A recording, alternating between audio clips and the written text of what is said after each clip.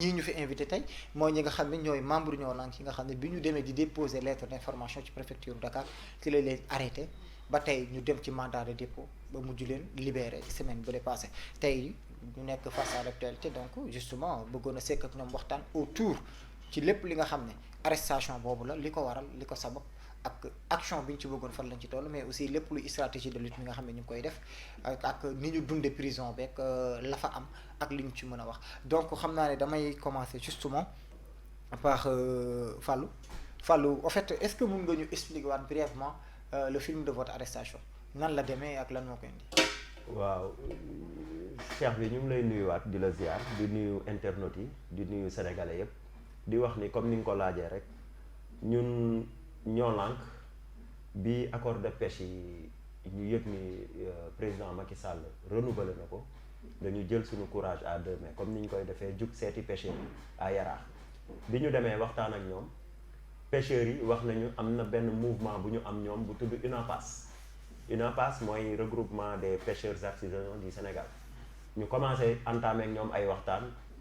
xool lan lañ war a def ci accords yi pour gouvernement bi mën ci dellu ginnaaw bi ñu demee ba ci biir ci lañ gis ni dañu war a dem déposer benn lettre d'information pour def benn manifestation boo xam ni grande côte beeg petite côte bi tout ce qui tourne autour de la pêche dinañ ñu rejoindre ci à Dakar ñu wane ni accord de pêche yi doonul loo xam ni njëriñu sénégalais yi la te et puis suñu pêcheurs yi ñu ngi ciy am ay jafe-jafe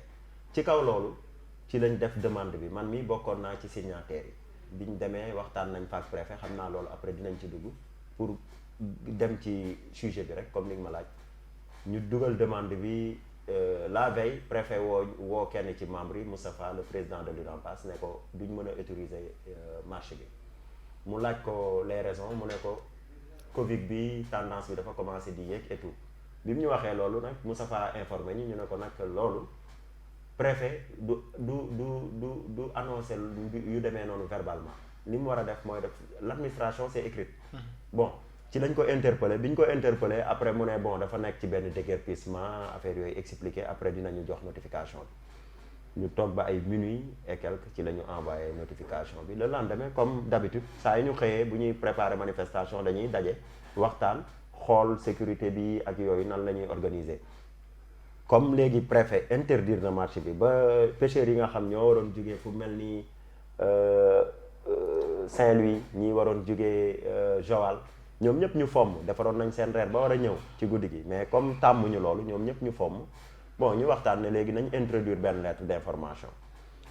ci préfet bi ne ko léegi dañuy dem def sitting au siège de l'Union européenne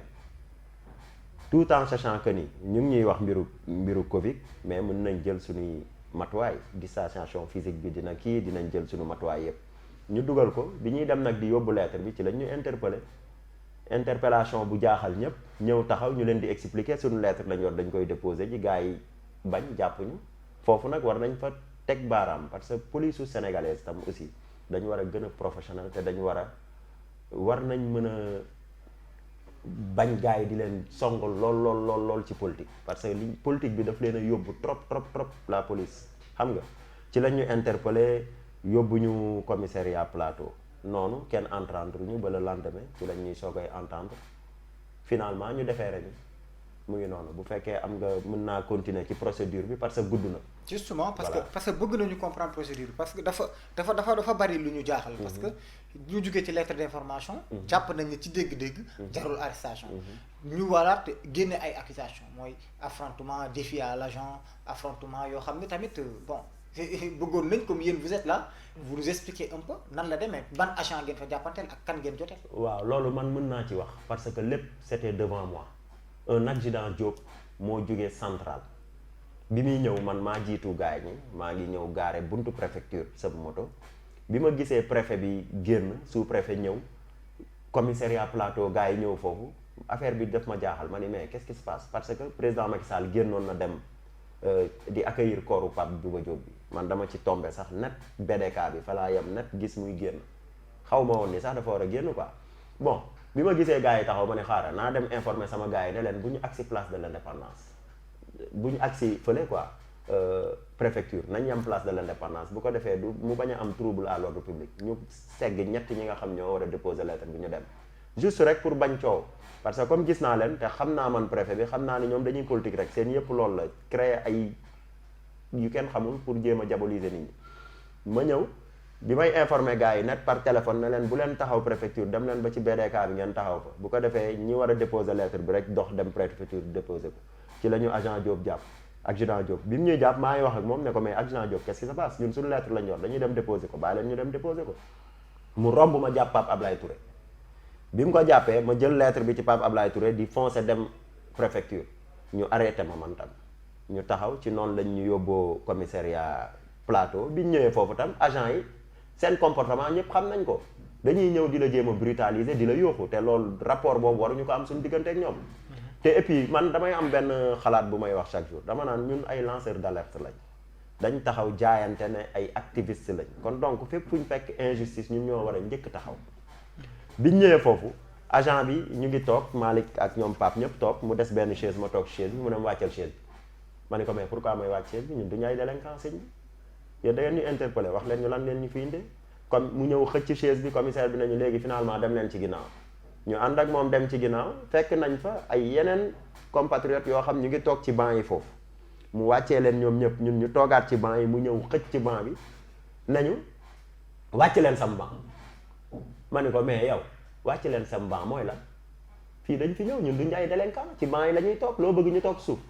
affaire yooyu mu commencé expliquer commencé non jàngoo xamoo dara demoo université ma ni ko mais finalité bi du jàng parce que Cheikh Ahmadou Bamba jàngul français te est-ce que du yéen ñi jàng français yéen a yàq réew mi mu met ne ma dinaa la sànq ma ni ko nag mënoo ci man dara loolu moo tax ngeen di dégg outrage à agent bi ñu doon wax te yooyu yëpp c'est des formes d'intimidation yoo xam ni dañ koy teg ci kaw sénégalais yi di leen tiital xam nga sénégalais yu bëri loolu la dañ koy teg seen kaw te loolu c'est dommage quoi c'est malheureux que suñu police nationale nga xam ñoo ñu war a protéger ah tout le temps mais chaque jour rek ay charge la ñuy teg suñu kaw raison pour laquelle boo demee ci kaso bi lan nga fay fekk ay jeunes yoo xam ñëpp dañ leen sacrifier sànni leen fa moo tax kaso yi fees bu ñu accès si foofu dinañ ko leeral mais nii la demee beneen mbir mi mooy li lay wan ni police bi xamuñu seen rôle seen lépp dañ koy politiquer li ñu bëgg mooy di maanaam di satisfaire seeni chef bi ñu accès moto bi maa ngi ko gaare buntu préfecture man arrêté nañ ma déjà maa ngi ak sama caabi man leen sama moto mu ngi buntu préfecture jëlal leen ma ko ñu bañ man leen yéen xanaa xamu leen seen rôle nag police lan mooy rôle protection des personnes et des biens xam nga bi ma waxee loolu ci ñoom dina am ñu conscient am ku daan ne ma grawul indi caabi bi ma jox ko mais ba ci loolu sax taxul mu jëli ko il a fallu que ma insister ba mu xam ni caaxaanuma ñu soog a jëli moto bi indi ko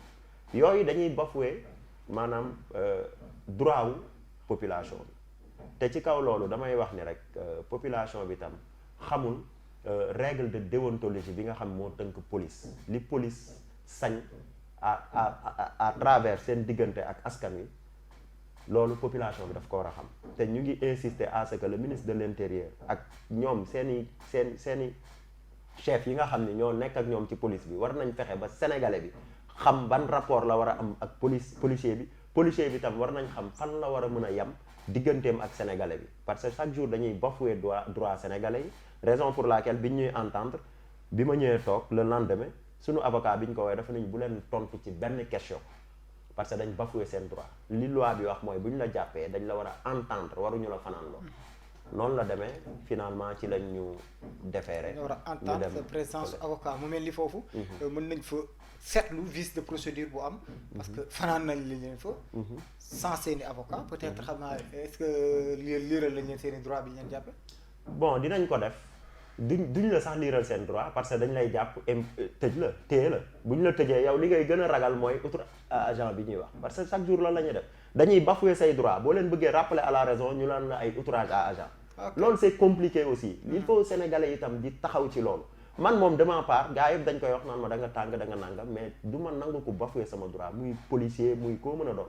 parce que tam dafa am ay règles yu régir suñu digganteeg ñoom ku ci nekk da nga ko war a respecter bon outrage à agent boobu moo tax buñ ñu inculpé dañuy nangu toog di leen déglu ñoom nag comme ñoom ñoo censé nu mu tuddati protéger les sénégalais te taxaw ci li nga xam loolu la leen droit bi sant waruñu ko jalgati bon ñoom loolu mooy suñu problème suñu digganteeg ñoom la police sénégalaise te loolu ñu ngi leen di interpeller di leen wax ni nañ gën a xoolaat seen liggéey quoi nañ gën a professionnel ci li ñuy def parce que sénégalais itam am na loo xam dootuñu ko nangu on est en 2020 21e siècle am na yoo xam kenn dootu ko nangu ci réew mi noonu la demee ñu téye ñu foofu ba le lendemain comme ni ma la ko waxee suñuy droit lan la ñuy wax biñ ñuy entendre biñ ñëwee dañ ne ma est am nga droit avocat ma ne ko mais bien sûr suñu avocat dañ koy woo parce que avocat këma lañ yor c'est maître Khoureyssi Ba de passage ma koy nuyu parce que plaidoirie bi mu def vraiment dafa am solo moom man gëm naa ni sax looloo tax fanaanaatuma fa parce que procureur li mu bëggoon mooy ñu téye ma fa 2 mois pour outrage loolu la bëggoon te maître Khoureyssi taxawaay bi mu taxaw ak lam leen wax ñu dégg ko xam nañ ni carrément gars yi dañuy intimider nit ñi rek dañ lay tooñ ba pare bëgg la coller motif ci kaw loolu di la xamal ni biñ ñuy jàppandoo nañ ñu ak yeneen nit ñoo xam ne li ñu leen jàppee woon trafiquant de drogue la ñu ngi leen jàppee yamba ju baree bari plus de 2 à 3 kilos te loolu war nañ ci ñëw parce que révélation la 2 poids 2 mesures bi nga xam ni moo am ñun ñi nga xam ay lanceurs d'alerte lañ taxaw di xeex pour suñu réew nit ñuy patamee nit ñu mayulee benn jàmm pendant ce temps ay trafiquants yamba ñu jàpp leen bàyyi ba defeere ñu ñun soog leen a libéré te loolu le commissaire en personne moo ko def muy Khady Xemes Fall